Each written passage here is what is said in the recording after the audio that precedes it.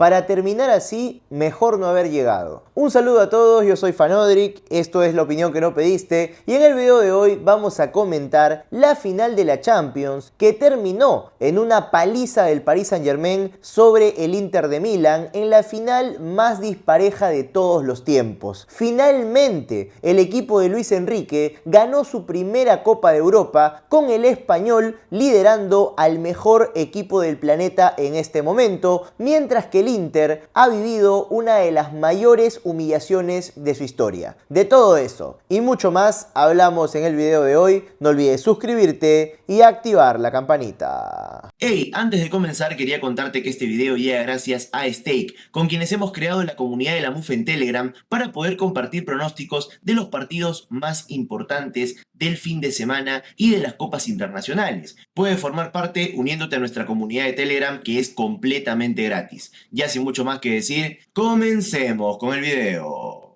¿Merece la pena llegar a la final para ser goleado de esa forma? Quizás si hablamos de un equipo chico, llegar a una final es un mérito en sí mismo, es un acontecimiento irrepetible, histórico. Pero no estamos hablando de un equipo pequeño, estamos hablando del Inter de Milán, uno de los equipos más grandes de Italia y por supuesto uno de los más grandes de Europa. ¿Realmente mereció la pena llegar a la final para protagonizar el desenlace más disparejo de todos los tiempos? ¿Para comerse 5 frente a un campeón debutante? A estas alturas, la mayoría de fanáticos del Inter e incluso los jugadores habrían preferido morir contra el Barcelona. Es, creo yo, clarísimo que el Barcelona habría hecho un mejor partido en la final. Realmente habría que preguntarse si un equipo podría haberlo hecho peor en este desenlace que se vivió en Múnich. Una ciudad que tiene la característica de hacer debutar equipos como campeones de Europa. El antecedente más reciente es el de Chelsea, jugando precisamente ante el Bayern Múnich. Y este 31 de mayo finalmente se le dio al Paris Saint-Germain. Al Paris Saint-Germain de los petrodólares, al Paris Saint-Germain de Qatar, al Paris Saint-Germain que logró juntar a las 3 estrellas mundiales, Messi, Neymar y Mbappé en una misma delantera. El Paris Saint-Germain que todo podía comprarlo, recién encontró la respuesta cuando dejó de gastar por gastar. Cuando dejó de elegir a los futbolistas por encima del entrenador. Y es que por primera vez el Paris Saint-Germain tenía un entrenador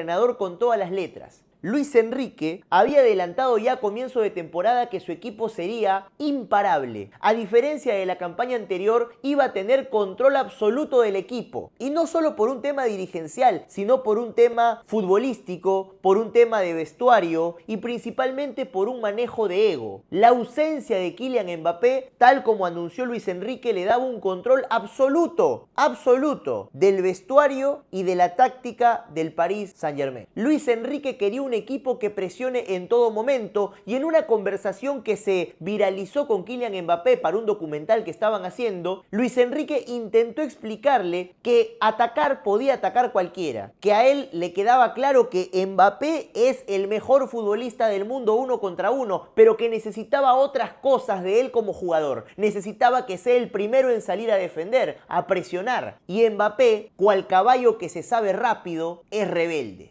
Mbappé, cual pura sangre que sabe que puede ganar la carrera igual, no escucha a su entrenador. Mbappé era un crack, o lo es, pero al mismo tiempo era un estorbo para lo que Luis Enrique quería construir. Cuando Mbappé ya parte al Real Madrid, a Luis Enrique le quedó un vestuario que lo va a escuchar, que lo va a atender y que va a seguir al pie de la letra sus indicaciones. Ya no había un Neymar, ya no había un Mbappé, ya no había un Messi. En una delantera modesta, entre comillas, quedó Dembélé, que venía de fracasar en el Barcelona, Doué, un futbolista muy joven al que acababan de comprar del Stade Rennes, y Vicha Kvaratskhelia, que llegó desde el Napoli a mitad de temporada. 3 extremos izquierdos lideran hoy la mejor delantera de Europa indiscutiblemente.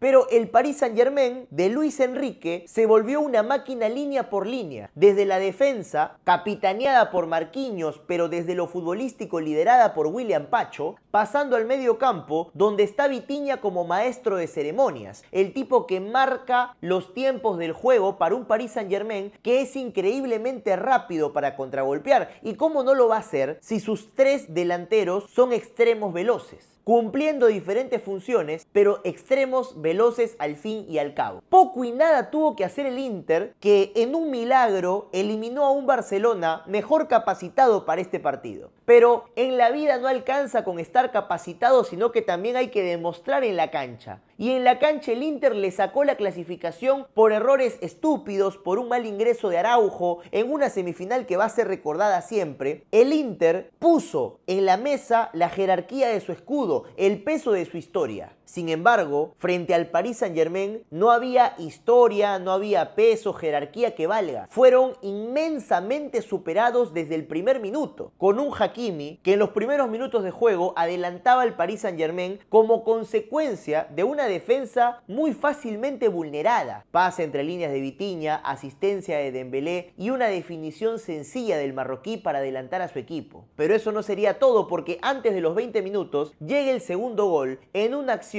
que arranca en la cancha del Paris Saint-Germain, casi a la altura de su área. Cuando Inter intentaba atacar, el Paris Saint-Germain recuperó la pelota y desde la primera línea arrancó Vicha Kvaratskhelia, llevándose el mundo por delante. Y en una ráfaga inalcanzable, la pelota terminó llegando a Doué, que anotaría el segundo, y en ese momento sabíamos que la final había terminado. Por ahí había la duda, porque sí, el 2-0 es el resultado más peligroso en el fútbol, y el Inter todavía puede descontar y meterse en el partido. No hubo en ningún momento un acercamiento del Inter hacia el 2-1 y era más bien un constante coqueteo del Paris Saint-Germain con la goleada. Con una goleada que va a ir creciendo con el pasar de los minutos, con un Inter que ya no quería jugarlo y que muy rápido vio fallecer a sus estandartes. Denzel Dumfries, tan destacado por mi persona, no pudo superar en ningún momento la banda izquierda, donde habían dos Jets,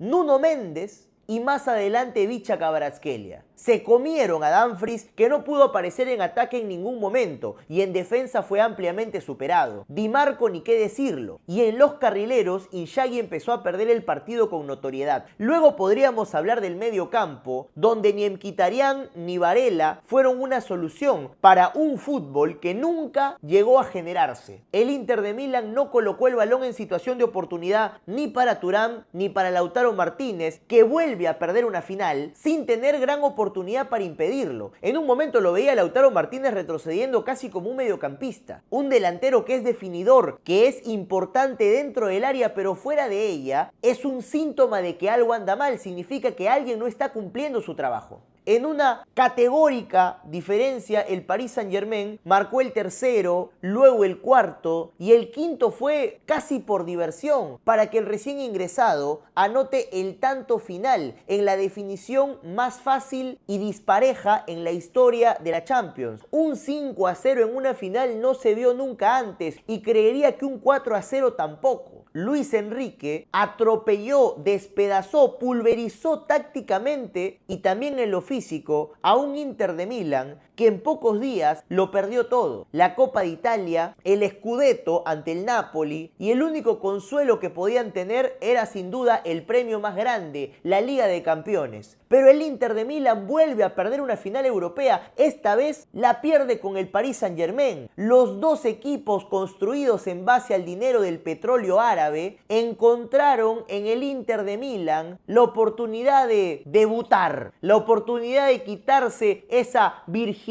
copera internacional. Solo que el City tuvo piedad. El City fue apenas 1-0 con gol de Rodri. El Paris Saint-Germain, que ya tenía bastante por desfogar, le metió 5 tantos, como para que no quede duda que son actualmente el mejor equipo del planeta. Una escuadra construida, pensada y mejorada por Luis Enrique. No vamos hoy a hablar de un Paris Saint-Germain pobre, de un Paris Saint-Germain modesto, porque sigue siendo uno de los equipos más ricos de Europa. Sin embargo, la idea inicial que tuvo este club, que buscaba contar con las estrellas mundiales, hoy es diferente. Hoy el enfoque es un entrenador capaz que construya un equipo que funcione como colectivo. Atrás quedaron las épocas de Pochettino, las épocas de Galtier, de Emery y de tantos otros entrenadores que fueron pisoteados por sus cracks, por sus estrellas. Porque el entrenador en los anteriores Paris Saint-Germain no eran